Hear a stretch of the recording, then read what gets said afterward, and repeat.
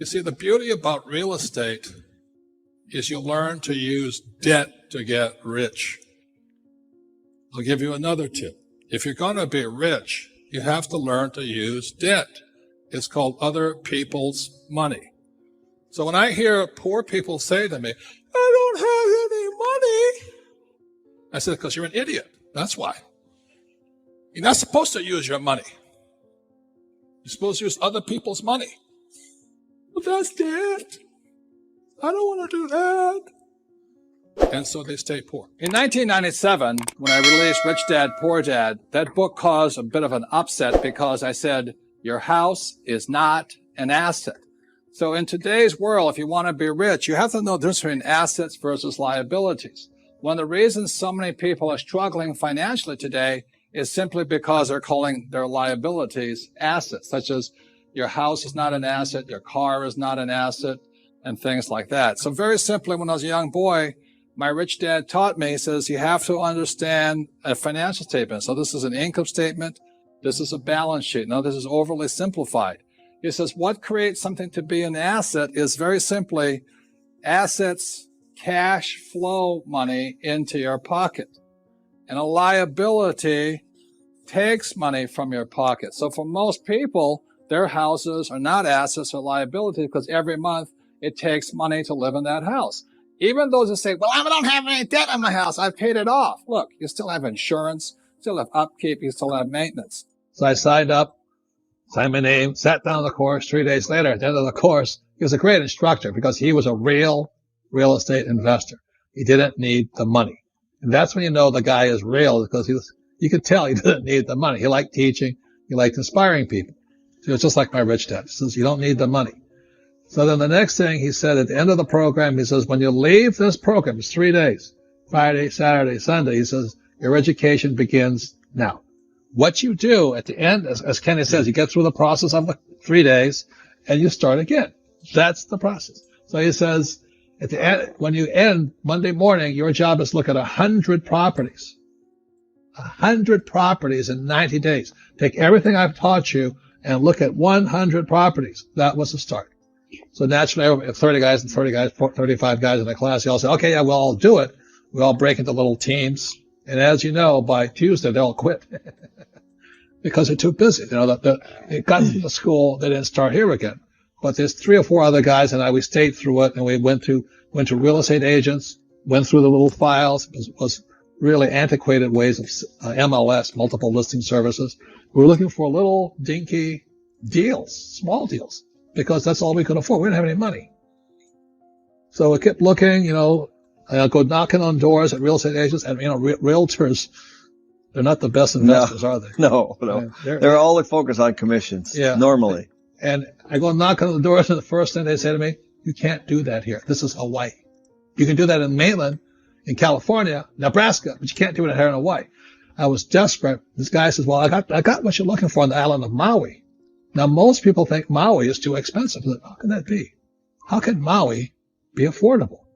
But that's your block. So I flew over to Maui. I found this little 1-bedroom, 1-bath condo right in Ka'anapali, the richest place on earth. Little 1-bedroom, 1-bath condo for $18,000. You see, the best thing about doing those 100 deals is I was learning to think about debt is good. As long as you have in your mind that debt is bad, I want to use my equity, ROI goes down. That's a good point. And there is bad debt, of course. Bad debt would be credit card debt, or it could be, if it was costing me $25. Yeah, exactly right. Yeah, so there's definitely debt that you don't want to get into.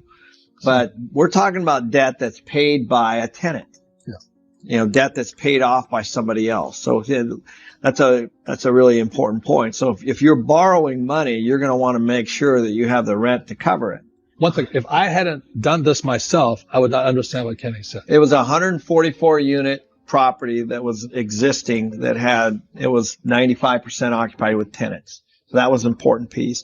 And then next door it had another 10 acres. And so the deal is that I was going to build a second phase on the 10 acres, and then we were going to have one property that was 256 units.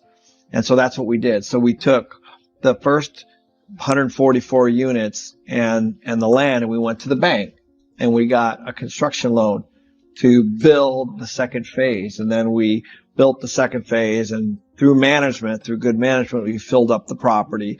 And then we went back to the bank and we refinanced the whole project and got one loan on it. So we used debt to build it. We used debt to take out that construction debt. As a matter of fact, if you think about it, the whole system is designed to use bank financing. I mean, all these people that are working so hard are actually putting all their money into the bank. Well, those deposits are a liability. They're an expense to the bank. So if you put money in the bank, it's an expense to the bank because they have to pay you interest. I have 100% debt. My first property was $18,000. I put $2,000 down with a credit card, and I was making $25 a month.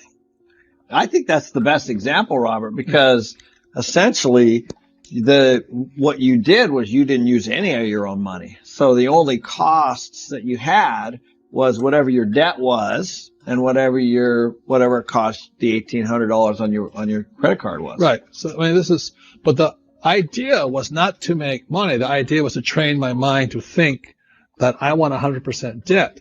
Most people, I want to get out of debt. I want to get out of debt. I want to get out of debt. And what we're saying here is the debt pays all your expenses and gives you some income. That's really as simple as it gets. So we started with this. So if I have no money in the deal, it's 100% debt, and I'm making $25, what is my return on investment? It's infinite. It's this. Right. I mean, you basically have no investment and you're making $25 a month. The reason why we want so much debt is because if I'm borrowing right now, I'm borrowing at say 4 or 4.5%, and inflation is say 4.5%. Then I'm using basically your money, pension fund, mutual funds, savings. Insurance, savings. I'm using your money to hedge inflation and buying assets. So that's how the system works, and that's how the wealthy get really wealthy. I'll give you one more thing where it takes absolutely no money, or it does take some money, but it does thinking. About 15 years ago, I wanted to have a little ranch. And Kim says, why? Ranches don't cash flow. Right? That's right. Yeah. So I said to Kim, well, if I can get a ranch for free, would you be happy? And she says, show me. The point here is this: it's only up here. So I went wandering around all over the Southwest and Tombstone and Bisbee, Arizona, and all this. I'm looking for a property I can get for free. That was a challenge. She said, you can have as much land as you like as long as it's free, because it doesn't cash flow. It was 80 acres in Bisbee, Arizona. So I walked up to it. I was looking at the property. I knew it because it was beautiful property. It was tall mountains, oak trees all over it, little stream running through it and all this. And the problem was it was $115,000. There's no property. There's nothing, no improvement, no building on it, except for there was a little road running through it like this, and there was a little building here. And this was a stagecoach depot at one time with Wyatt Earp and all those guys to go past. This is Tombstone, Arizona over here. This is Bisbee, Arizona here. So I'm staying on this property, and I said to the realtor, doesn't know what he was, so how long has this property been for sale? He says, 10 years. And I said, what's wrong with it? This question, he says, I don't know. And I looked around, I said, that's what's wrong with it. The sign was down. Nobody could see that. They drive by it all day long. They could never see the sign. So I said, are these guys, do they really want to sell? He says, yeah, they're desperate. And I said, well, where they live? He says, Florida. Now, all of this is good news. I'm going, okay, this is good news. So, okay, make them an offer. And Kim's watched me and said, this is the offer. I'll pay you full price, because by now they want the discount because they're not selling. I'll give you full price, but I have to have this property for free. And I will pay you in 1 year. I'll pay the whole thing in 1 year. So basically it's called, I took a note, right? So I got a note for $115,000. I take control of this property. This little building here, I put $25,000 into it, and this was the stream was running like this through it, and I built a little cabin right there. So this and this, we fixed the whole thing up. And then about 9 months later, it was finished. I put it up for sale, and we sold that. We sold 30 acres, this house, this stream. I had 50 acres left, and I sold this for $215,000. So at the end of the deal, I mean, it's only going on in my head. We get 50 acres, and I put, after expenses, let's say about $80,000 in my pocket. And I had that land for free. So these guys are happy. I'm happy. Got my 50 acres. I never see it anymore. It's still beautiful. But that's how money is made from your head, just by understanding things. It's all education. And this here happens every day somewhere, every single day. That could be a mobile home park. It could be a corner for a gas station on a commercial lot. It could be a piece for apartments. It could be a piece for single family. But this is how master plan developers make all their money. They buy a big piece of land and then they sell off parcels to the individual builders. And all the way down, people are taking chunks. And at the end, you know who makes, you know who pays for it all? The consumer. Is whoever, you know, however these guys on the 30 acres make their money or is actually pays for the whole project. Yeah, well, this, I had to understand loan to value and all those things they talk about here. But I knew this would be valued around this much with an improved house and this. I knew the best. I knew my target, what I had to set it out for. So these guys that went and got the loan, they borrowed whatever they borrowed, but I got the money here and I had the 50 acres. The point here is done all the time. The one point I just wanted to make was I think when I first started off in the business, I wanted to just do it all myself. And that was my biggest mistake. Yeah. Was I thought I needed to know everything about everything. And that actually prevented me from starting. And so now I started going to these, it's funny, you go to these seminars and you go to these different places and you see these people that are all trying to do the same thing and they all have that spark inside of them and everybody leaves and they don't follow up with anybody. And really inside of that room is really their own team.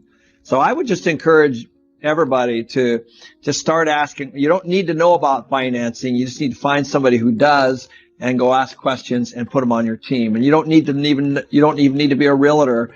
You just need to find somebody who is and go find, and you start putting this team together. And the next thing you know, as you start to meet, that things start to happen, momentum starts, and that's how you get the ball rolling. And it truly is all about education, and you'll learn from other people. But the last thing you want to have is for you to be the person who has to make all the decisions on everything and know everything, because that will limit you severely.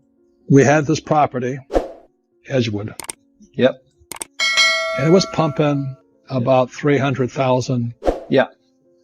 So Kim and I, every year, were receiving $300,000 in cash flow from the tenants. Income. Most of it tax-free. Yes. Because of depreciation and all that. All those things you have to learn. So $300,000 for most people is a lot of money. The problem was Kim and I had, I think, $1 million in it, right? Yeah, I think so. We had $1 million equity in it. So what Kenny did when he refinanced it, he gave us our $1 million back. So Kim and I got all of our $1 million back, right? Yeah, through a refinance. And we still had this. Right.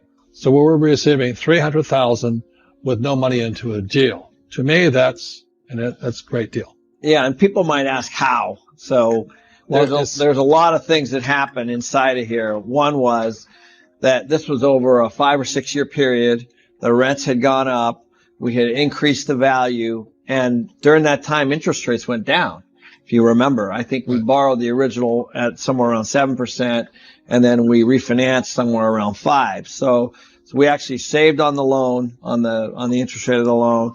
And so what we had a property that was worth a lot more, and it still cash flowed very close to what it cash flowed before, and we got the $1 million out. And the $1 million was tax free because it's a refinance. So when you pull money out from when you put a new loan over an old loan and you pull that money out, that's tax free.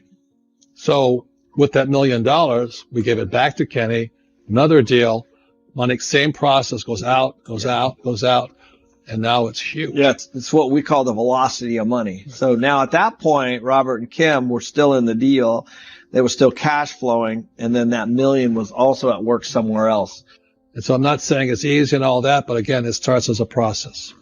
Yeah, and it's funny. People ask, because now, of course, Edgewood is infinite. There's no investment in the property, and it produces a great deal of cash flow every year. And you're raising the rents, right? That's right. Yeah, we're raising the rents, especially now in this market. But now people come to us and say, do you want to sell? Do you want to sell? And the question is why would we? Because it's producing all this cash flow and we have no investment. So all it would do is create a taxable event. So we don't want the money, if right. you understand that. Right. Yes, there's millions of dollars in equity in the project, but we're not interested in that. We're interested in the cash flow. It's a big difference in the way we think. So I want you all to understand it starts here. Yes. And if you don't start, you don't go through the process. What I oftentimes talk about it is when I went to flight school in Florida, I couldn't fly, entered here, came out a pilot. That's the process. But if you don't go through the process, you stay here. The most important thing is how we think. Your education begins